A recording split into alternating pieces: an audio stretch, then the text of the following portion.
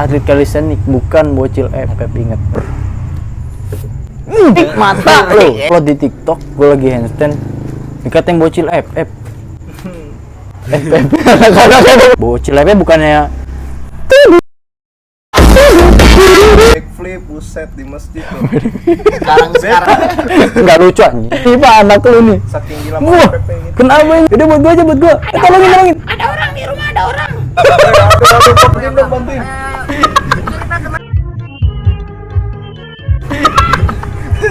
Ada orang. Kenok nih, gua kenok. Bantuin dong, bantuin.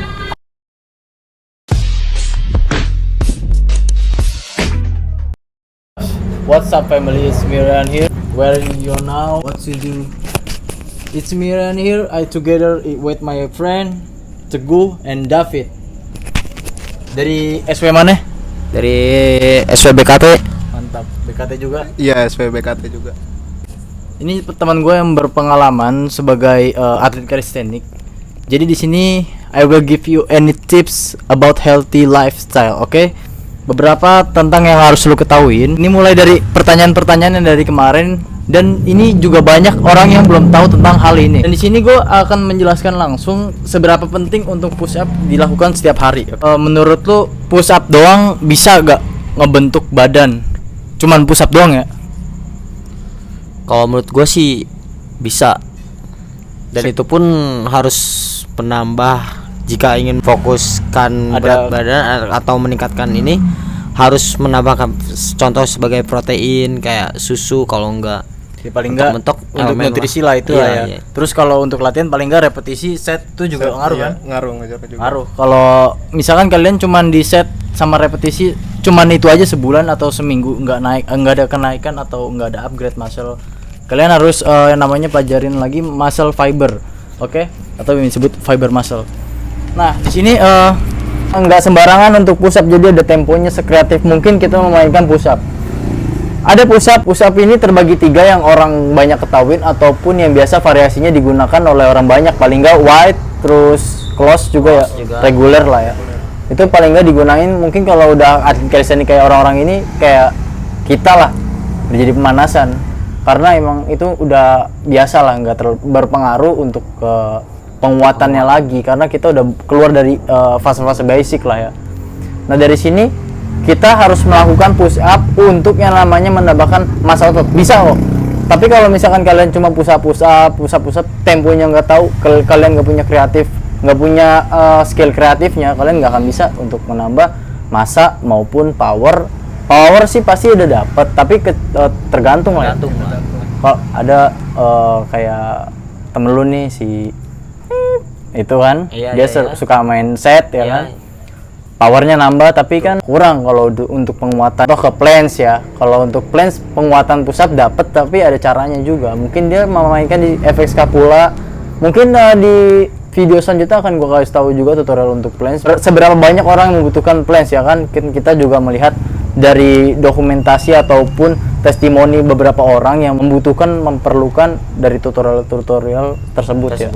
Karena kan juga jarang yang minat planks dari kemarin-kemarin baru-baru. Nah, dari sini ada temponya. Jadi saat kalian push up, oke, langsung dicontohin aja oleh David.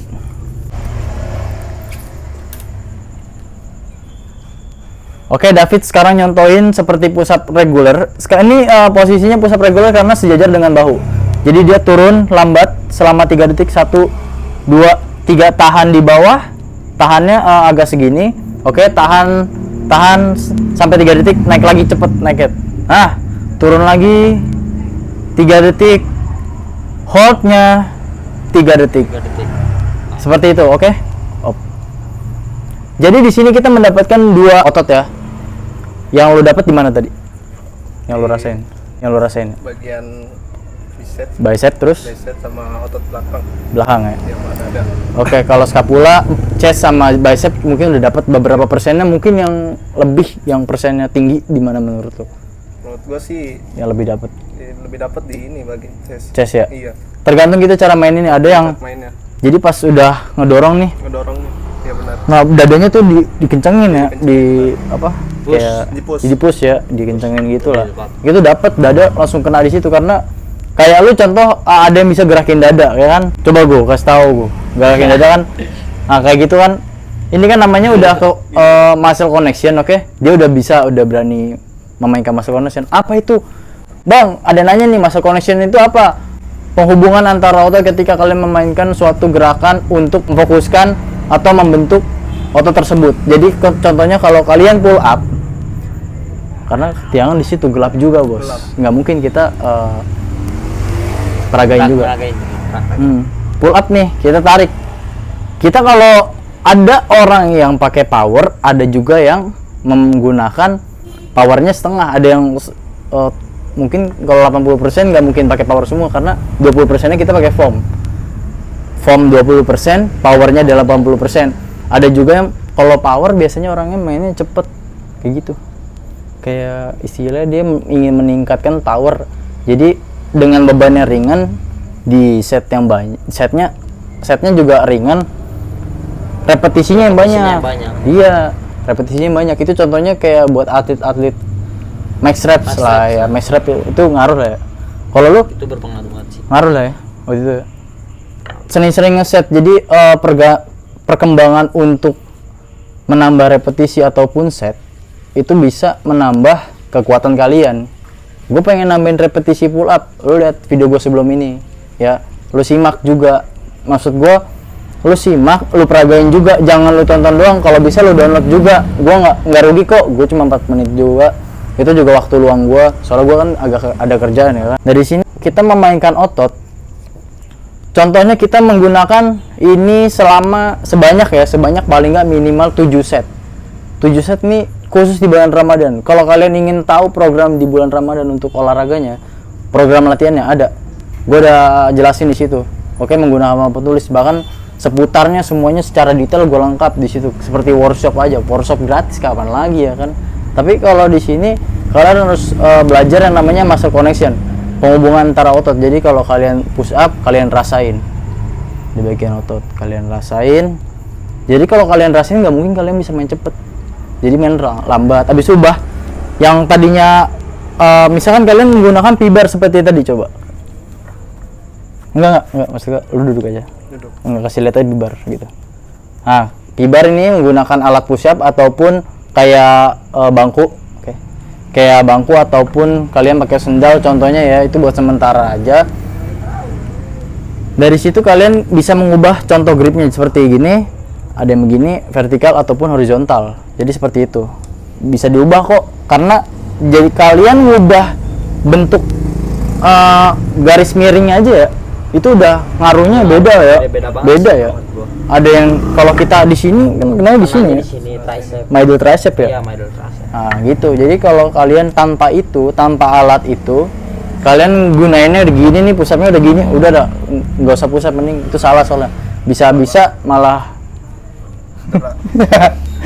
bisa ngerasain lo kayak gua lo. Cuman kan yang kita harapkan di sini untuk mendapatkan tubuh yang ideal ataupun bagus. Apalagi kita bisa melakukan push up di rumah ya, nggak perlu kita datang ke tempat-tempat fitness. Jadi seperti itu, nggak terlalu pakai alat ya.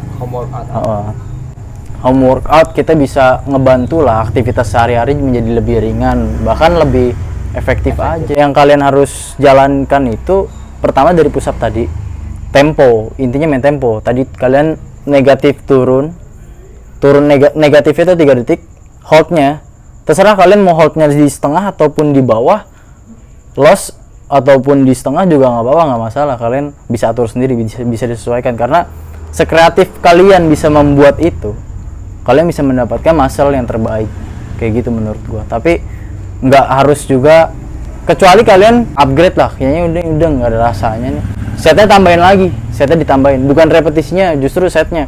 Lu repetisi 1 repetisi aja, soalnya ada yang bilang bos kayaknya itu kedikitan bang. Iya. Gitu. Iya, betul. Sekarang gini gue tanya, lu ngelakuin 2 repetisi push up susah gak? 2 repetisi push up? Lumayan. Enggak, 2 repetisi push up? Kagak sih. Orang-orang pasti pada bilang gampang ya? Gampang.